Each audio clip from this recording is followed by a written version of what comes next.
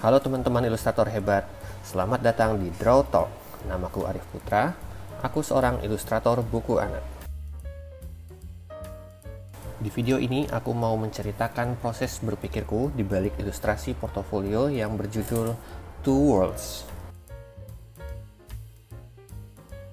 Ilustrasi ini aku buat di akhir tahun 2020 sebagai sebuah kontemplasi atau rangkuman apa yang sudah terjadi dalam hidupku selama tahun 2020. Karena tahun itu adalah tahun yang sangat nggak jelas, aku memilih untuk mengangkat hal yang positif untuk aku tuangkan ke dalam ilustrasi yang sedikit kontemplatif ini. Ilustrasi ini terinspirasi oleh dunia luar angkasa yang imajinatif dari buku Little Prince, di mana terdapat beberapa planet kecil yang unik yang menyesuaikan dengan siapa yang tinggal di planet itu. Untuk buku ini aku sangat merekomendasikan untuk teman-teman baca ya.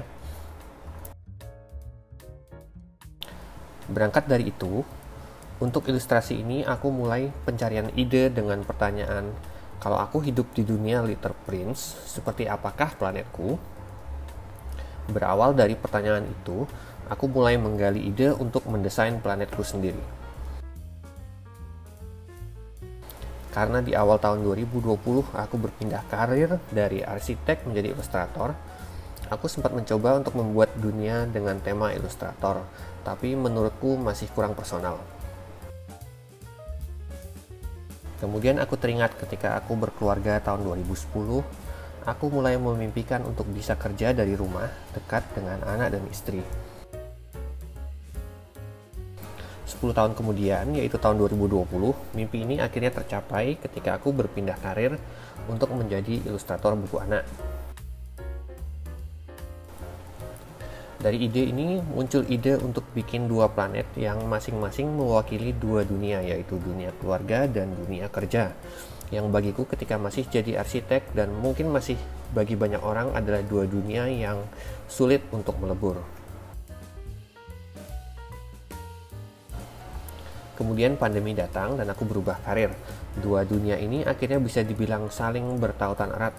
Dari pengalaman kerja dari rumah, aku belajar bahwa memang kerja dan keluarga bisa berdekatan.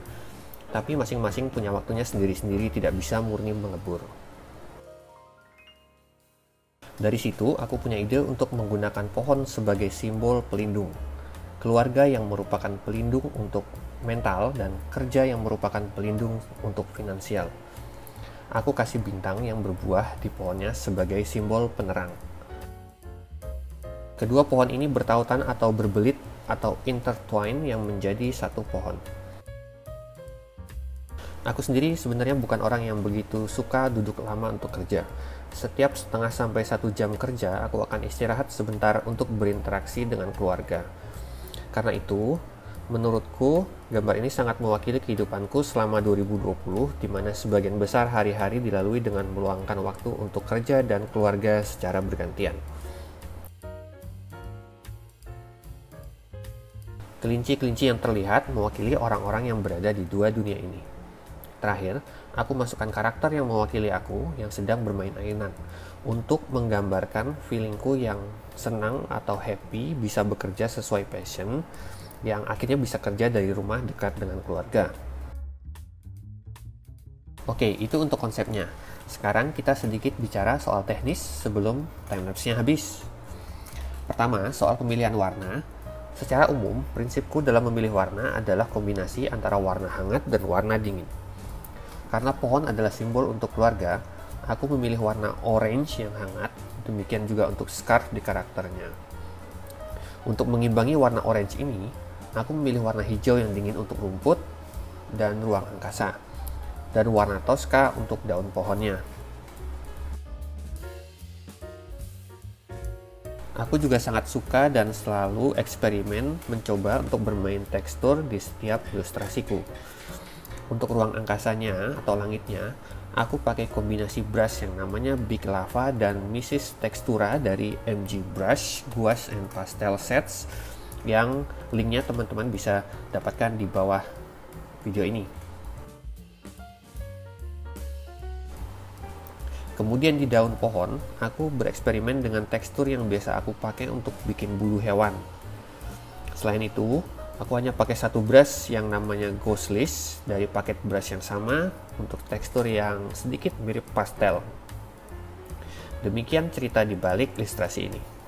Terima kasih sudah menonton dan mendengarkan. Semoga bisa menjadi inspirasi bagi teman-teman untuk membuat karya yang lebih baik dari karyaku. Silahkan komen kalau ada pertanyaan, kemudian lakukan ritual YouTube yang lain seperti like, subscribe, dan nyalakan lonceng. Tetap belajar untuk jadi lebih baik dari diri kita yang kemarin. Sampai jumpa di video berikutnya. Bye.